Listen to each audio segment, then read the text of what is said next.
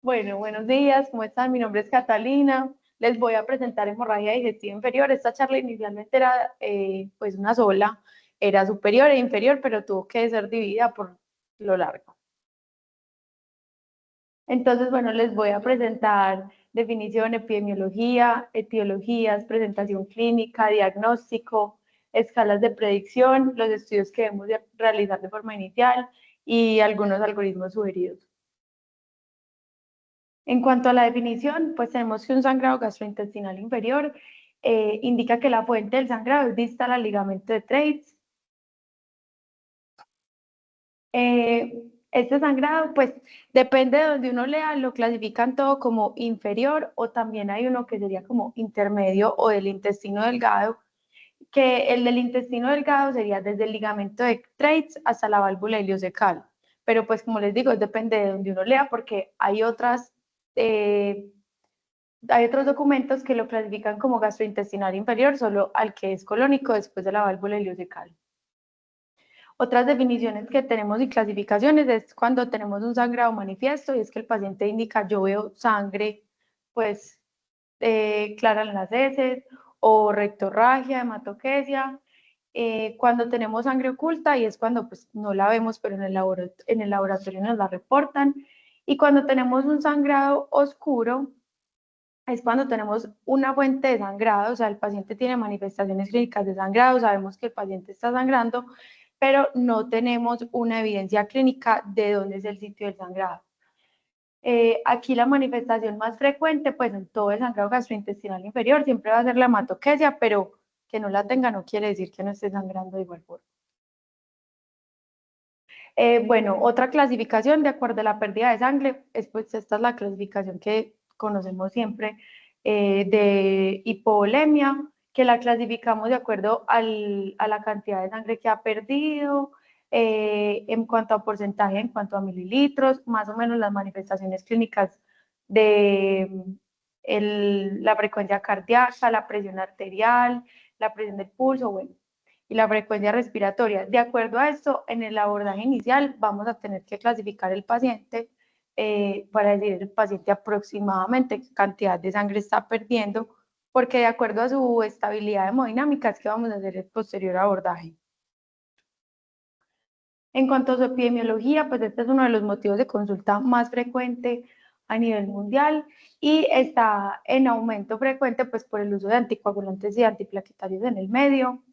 Tiene una incidencia de 33 a 87 por 100.000 personas al año y esto tiene un aumento significativo de la incidencia desde los 70 hasta los 80 años, donde la media de presentación de edad es de 74 años, es decir, esto es una patología del adulto mayor en su frecuencia, no excluye a los menores, pero es lo más frecuente. Y es menos frecuente el sangrado digestivo inferior que el superior, pero en ocasiones puede llegar a ser mucho peor y comprometer el estado hemodinámico del paciente.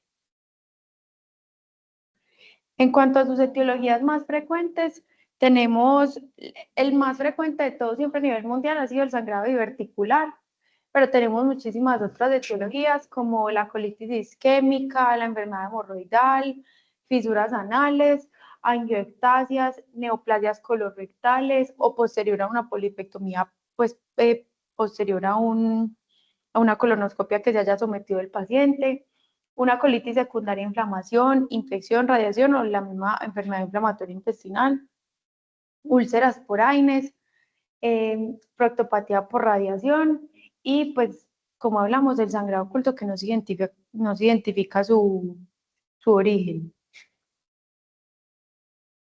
En cuanto a los factores de riesgo, tenemos edad avanzada, en especial en los mayores de 65 años, es donde debemos prestar más atención. El uso de antiinflamatorios no esteroideos de forma crónica también se presenta como un factor de riesgo para sangrado, pues todos lo sabemos.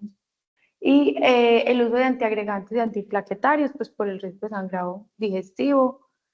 Y las presencias de ciertas enfermedades como comorbilidades, como el EPOC, la enfermedad renal crónica y diabetes mellitus.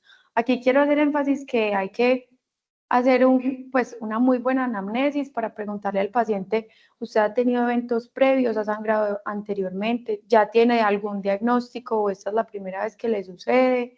Los medicamentos que toma, si alguna vez ha presentado retos hemostáticos o tiene deficiencias de factores de la coagulación, porque eso también va a ser muy importante al momento de abordar el sangrado, sobre todo un sangrado masivo. Entonces, sí, siempre muy curiosos con la anamnesis, no solo decir el paciente sangra, sino que ir más allá. En cuanto a su presentación clínica, como ya lo mencioné, lo más frecuente es la hematoquesia y es lo más característico de hemorragia digestiva inferior. Su ausencia no la descarta y su presencia no descarta el sangrado de vía digestiva superior. Como siempre dicen, yo puedo tener piojos y pulgas, puedo estar sangrando inferior y superior o solo una y presentar hematoquesia. La ausencia de hematemesis, pues esto también me hace pensar más en que el sangrado es de origen inferior. Sin embargo, yo no puedo decir que porque el paciente no tenga hematoquesia no tenga un sangrado digestivo superior. Y las melenas, esto no es tan frecuente, pero sí puede llegar a presentarse si el paciente tiene un tránsito intestinal lento, pero pues siempre ha sido más indicativo de sangrado digestivo superior. En cuanto a los síntomas pues, que puede presentar el paciente, él puede tener dolor abdominal, no lo excluye tampoco, puede estar o no. Sabemos que la sangre es catártica, entonces eso puede generar pues, diarrea, cólicos, dolor, tenesmo. Podemos tener todos los síntomas asociados a la hipovolemia, entonces fatiga, debilidad, síncope, mareo, podemos tener palidez, diaforesis, confusión, estupor, obnubilación, alteración del estado de conciencia y alteración de los signos vitales, pues los clásicos, taquicardia, hipotensión, hipoxemia, pues todos los signos de choque hipovolémico y inestabilidad hemodinámica, que esto va a ser pues como lo principal al momento de aproximarnos al paciente urgente, porque esto nos va a indicar el posterior manejo, si requiere estancia hospitalaria o no, y si requiere un manejo urgente o no. Entonces, en el abordaje inicial, principal, evaluación hemodinámica, que el paciente no esté en un choque hipovolémico, que esté bien perfundido, que sus signos vitales estén pues, adecuados, clasificar el sangrado, más o menos qué tanta sangre ha perdido mi paciente, con la tabla pues que les mostré, o también pues hay otras clasificaciones, leve, moderado, severo. La reanimación con líquidos en caso de ser necesario y que el paciente tenga ya manifestaciones hemodinámicas, hipotensión, entonces debo restabilizar la presión. Transfusiones sanguíneas según la necesidad, que más adelante lo vamos a hablar. Realizar una historia clínica dirigida y un muy buen examen físico. Lo mismo, la anamnesis es muy importante. Y el examen físico claramente dirigido, a ver si veo estigmas, pues si es un paciente con cirrosis y de pronto puedo pensar más en superior o si definitivamente el examen físico me enfoca inferior. Y como dicen por ahí, el diagnóstico puede estar al alcance del dedo. Entonces, siempre hacer un tacto rectal, exploración de la región anal, porque una causa muy frecuente de este tipo de sangrado son las hemorroides o pues los tumores rectales. Y los paraclínicos iniciales, que ya se los voy a mencionar. Entonces, si tengo el paciente inestable, pues lo primero es el ABCDE, todo, proteger la vía aérea, y debemos reanimar con líquidos. En este, pues se prefiere cristaloides, lactato de Ringer, si no está disponible se puede usar pues solución salina. Y transfusión de glóbulos rojos, pero esta está indicada cuando la hemoglobina sea menor a 7. Y si tengo síndrome coronario presente, menor a 8. Pues esto es como las mismas indicaciones pues universales que tenemos para transfusión de glóbulos rojos. Y nuestra meta siempre será alrededor de 7, porque se ha demostrado que cuando yo subo esto a 8 o 9, incluso puede aumentar la mortalidad del paciente. Entonces, pues no es necesario que yo diga, no, voy a recuperar la hemoglobina hasta 12 o 13, pues no, con 7 es suficiente. Entonces, en el diagnóstico tengo los paraclínicos iniciales. Aquí solicito un hemograma completo, como a todos. Necesito mirar si tengo anemia, qué grado de anemia tengo, el perfil metabólico completo, el calcio ionizado. El calcio es muy importante porque puede aumentar, pues, como el riesgo de coagulopatía si yo tengo hipocalcemia. Todos los tiempos de coagulación, TP, TPT, INR, el fibrinógeno, porque al momento de abordar un sangrado siempre debo verificar si yo debo reponer algún factor, si todo está bien, si el paciente está coagulando de forma normal. el lactato y gases arteriales, pues en el enfoque del choque. Aquí quiero mencionar unas escalas de predicción. Estas son son muy útiles en el abordaje del paciente urgente porque me pueden indicar cuándo yo voy a dar una alta segura o no. Me pueden ayudar a decidir si debo dar un manejo hospitalario o el paciente se puede ir a la casa y darle un manejo médico de forma ambulatoria. La que tenemos más, pues, que la que se usa más en el medio es Oakland. Un resultado menor a 8 indica una alta segura del paciente. Ya enseguida le muestro todos los ítems que evalúa. Esta pues evalúa la ausencia de síntomas tras la presentación del sangrado y nos puede indicar que el paciente se puede ir para la casa y hacerle un manejo de forma ambulatoria, hacerle la colonoscopia ambulatoria y no requiere pues como una intervención. Y SHAPE es otra que se menciona en la guía pues como las más importantes. En realidad hay muchísimas escalas de predicción para el sangrado digestivo, pero como las más importantes y las que más hace énfasis son estas dos. Entonces SHAPE nos dice que podemos dar una alta segura con un resultado igual o menor a 1. Entonces esta es Oakland, evalúa pues muchas cosas, es la más larga de todas, por eso es la más usada porque es la más completa y tiene una pues un rendimiento muy bueno, muchísimo más alto que todas las otras pruebas. Entonces evalúa edad, el sexo, si ha tenido sangrados previos, la frecuencia cardíaca, la presión arterial, la hemoglobina. Y de acuerdo al puntaje, pues de acuerdo al valor que tenga cada ítem, esto le va a dar un puntaje. Por ejemplo, vemos que la hemoglobina es lo que más tiene peso. Si el paciente tiene anemia, pues yo sé que una anemia tan marcada, pues lo más probable es que mi paciente está sangrando, lo debo atender.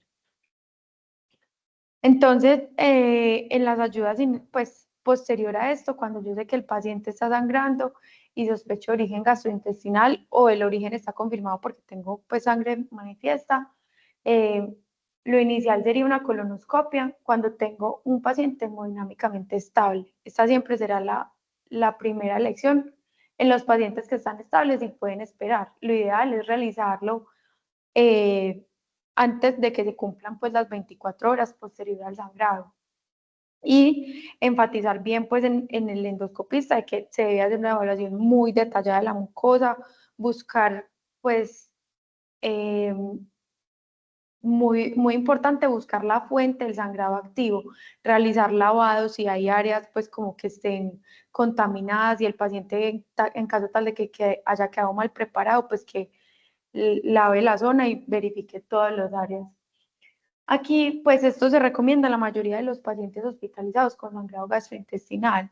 Sin embargo, es importante mencionar que la guía de la ACG nos hace una excepción, pero esto es muy condicional, porque nos dice que en los pacientes que la hemorragia ya paró y que se sometieron a una endoscopia de alta calidad en los últimos 12 meses, que tenían una preparación intestinal adecuada, que no tenían diverticulosis y que no tenían neoplasias colorectales, uno podría llegar a obviar la colonoscopia.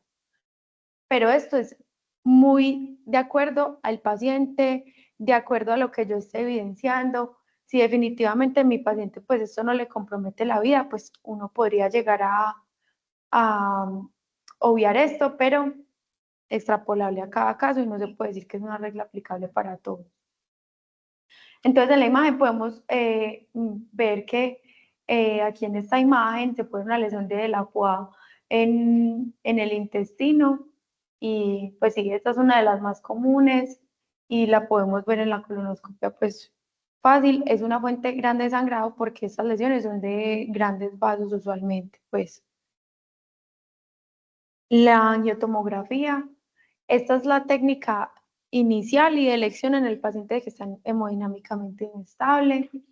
Aquí, pues, la ventaja de esta si se elige es porque el paciente no requiere ninguna preparación. Si mi paciente llega chocado, pues yo de una lo puedo meter en una angiotomografía y tiene muy buena sensibilidad en el sangrado abundante. Eso es un pro y un contra porque en el sangrado que no es tan abundante no va a ser tan buena y puede pasar desapercibido. pues requiere el uso de medio de contraste para detectar el foco hemorrágico.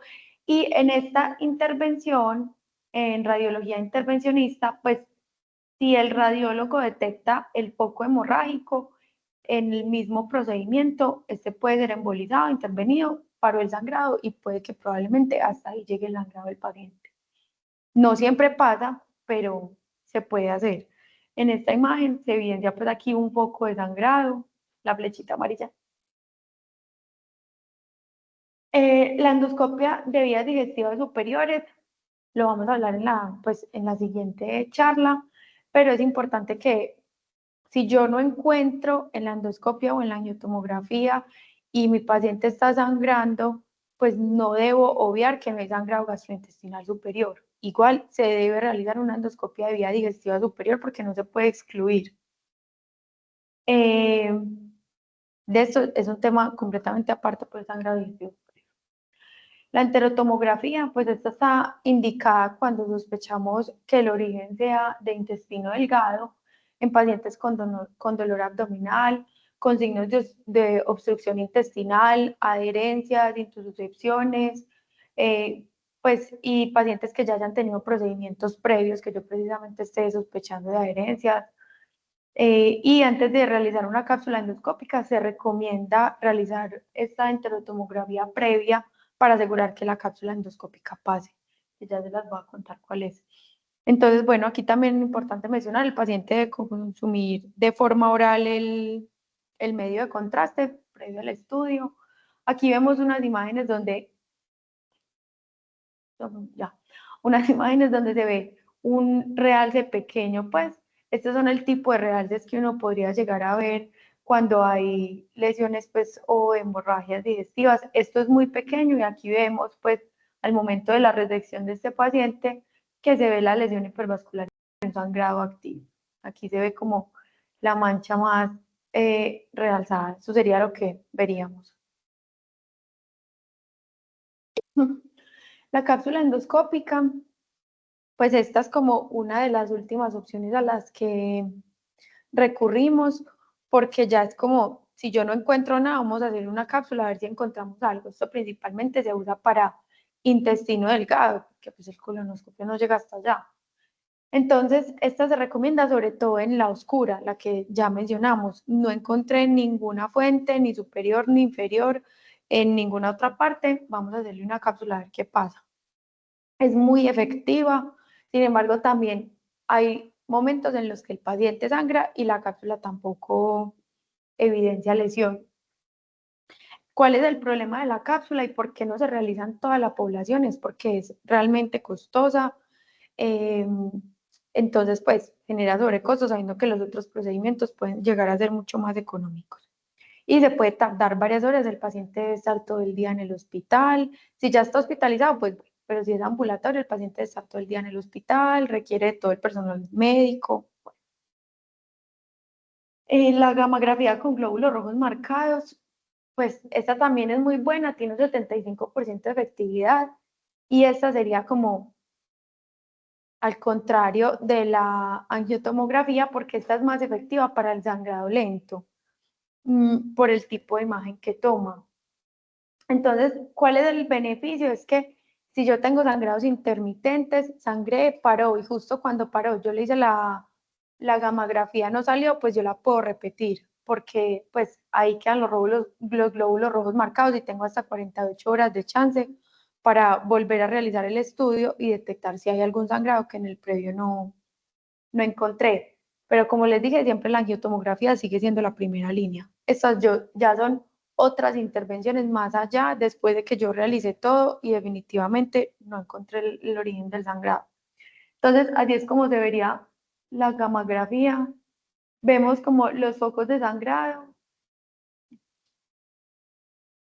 Puede ser, o sea, depende del sangrado, es como él se va a marcar. Todos han visto una gamografía.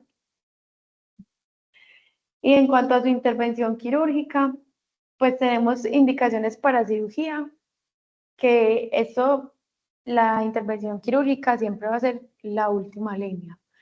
porque siempre se deberá tratar de hacer el manejo médico. En endoscopia, el endoscopista tratará de hacerlo con hemoclips, inyectando adrenalina, bueno, todo el manejo del el cierre de si hay úlcera o si hay sangrado pues de un vaso. Si definitivamente eso, todo eso no funciona, ya ahí es donde se inicia a pensar en una intervención quirúrgica. Entonces, indicaciones claras para la cirugía si la angiografía o la angiotomografía no está disponible y el paciente de verdad está pues muy mal, está inestable, puedo recurrir a la cirugía. Si tengo un sangrado recurrente tras múltiples intervenciones que me han dicho, no, es que le han hecho muchísimas colonoscopias, le han puesto hemoclips, le han ligado todo y el paciente sigue sangrando, considerar cirugía. Y las causas de sangrado que requieran una resección definitiva, pues como una neoplasia, cáncer colorectal, pues, no sé, pólipos y todo eso. Pero es importante decir que más de la mitad de los pacientes no van a requerir cirugía para el manejo del sangrado. Entonces aquí podemos ver esta imagen pues muy bonita de un reporte de caso donde hicieron la laparotomía exploratoria y encontraron varios divertículos, pues para varios divertículos, y más adelante vamos a ver aquí donde al paciente se le encuentra la fuente del sangrado, un divertículo yeyunal y se le hace una resección de toda esa porción anatómica, que esa es como la intervención quirúrgica pues de primera línea. Se hace cuando la fuente del sangrado ya se reconoció, se sabe que el paciente está sangrando en ese punto. Entonces se hace la resección anatómica del sitio y posterior se hace una anastomosis. Ahorita les voy a mostrar el algoritmo. Entonces la ACG nos propone, pues, de forma inicial, como les dije, todo va a depender si el paciente necesita reanimación, si necesita los transfusión de glóbulos rojos. Cuando vemos esto, entonces miramos si es moderado o es significativo. Si es moderado, entonces es un paciente que no es urgente, puede salir a pues una colonoscopia no urgente ambulatoria o dentro de las próximas 24 horas y definitivamente decimos que el paciente debe ser intrahospitalario y evaluar si continúa sangrando, si tiene no sangrado. Y la angiotomografía, entonces, si nos muestra extravasación, entonces vemos, o sea, miramos si el radiólogo intervencionista nos puede hacer una embolización en ese sitio o si definitivamente se requiere una colonoscopia urgente de 4 a 6 horas, de 3 a 4 horas posterior a la visualización. Si no hay extravasación, volvemos al mismo punto, una colonoscopia no urgente en las próximas 24 horas, que es el promedio. Entonces, si yo aquí tengo, esto se acabó, ¿no? Aquí. Si yo aquí tengo una enfermedad hepática confirmada o estigmas de sangrado varicial o hematemesis, sí, entonces endoscopia de vía digestiva superior positiva, tratar como eso, caso aparte, no lo vamos a hablar hoy. Si esto no está y el paciente está inestable, entonces, si el paciente está inestable, tengo disponibilidad de angiografía o angiotomografía, entonces, sí, entonces supongamos, tenemos alguna de las dos, angiografía, nos vamos por el lado de la angiografía y salió negativo, entonces lo ideal sería continuar con una cirugía para verificar el litio de sangre falla. Si es positiva, entonces tratar de que el radiólogo nos haga una embolización. Si fue efectiva, listo, brindar soporte, pues, por soporte médico. Si la embolización no fue efectiva, entonces ya se sugiere cirugía también. Supongamos que el paciente no está inestable, entonces ahí se puede hacer una endoscopia de vía digestiva superior y colonoscopia, y miremos que en este algoritmo nos sugieren los dos para todos los pacientes. Entonces, positiva, tratar la causa. Si está negativa y el paciente resangró, entonces vamos a repetir estudios, repetir de nuevo la endoscopia vía digestiva superior y la colonoscopia. Positivo, tratar la causa. Si no, vamos a hacer ya todos los otros que les mencioné. Se elegirá de acuerdo al caso cuál será el más apropiado. si la cápsula endoscópica o la enterografía, pues la enterotomografía o el otro. Si es negativa, entonces se continúa con la gamografía o ya entrar pues a mirar intraoperatorio. Entonces, en caso de que se decida operar, sea el caso, nos sugieren este algoritmo. Entonces, si tengo una fuente localizada, no, endoscopia de vía digestiva superior, tratar como superior en caso positivo. Y si no la tengo localizada, entonces, si está la endoscopia de vía digestiva superior negativa, entonces ahí se haría una colectomía subtotal con un cierre parcial. Entonces, si en este caso el sangrado para, se puede realizar una estomosis y se cierra. Listo, exitoso. Si el sangrado continúa, debo repetir endoscopia de vía digestiva superior. Lo mismo, positivo, tratar. Si está negativo, entonces vuelvo, inicio, hay que resecar todas las lesiones evidentes, así no sean pues como, aquí yo tengo una hemorragia digestiva exagerada, pero resecar todas, hacer un cierre temporal, si el sangrado para, anastomosis y cerrar. Todo esto ya es manejo de segunda línea, que de hecho pues como aquí nadie lo maneja, ya eso es el paciente que definitivamente después de hacer todo esto no responde y es como una enteroscopia con azul de metileno, pero pues esos son temas muchísimos más avanzados. Entonces, si yo tengo, por el otro lado, en el caso tal de que yo tenga el sitio localizado y el paciente está inestable, tengo que hacer una resección anatómica, cierre temporal. Si continúa, entonces verifico, ¿de verdad localicé el sangrado o me estoy equivocando y debo repetir? O si el sangrado para, entonces, ¿cuáles son los factores de riesgo para que ese cierre anastomético presente fuga? Ninguno, entonces se hace cierre anastomético y fue exitoso, cierre normal.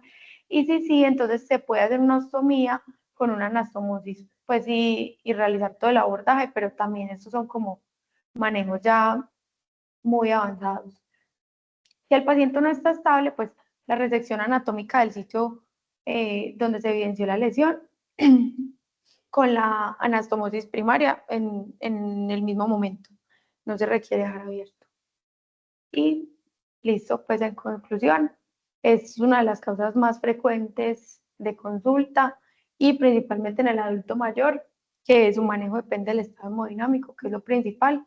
De vital importancia reconocer si el paciente está en shock hipovolémico, pues lo más importante, proteger la vida del paciente. Y la colonoscopia es la elección en paciente inestable y la angiotomografía es la elección en el paciente estable.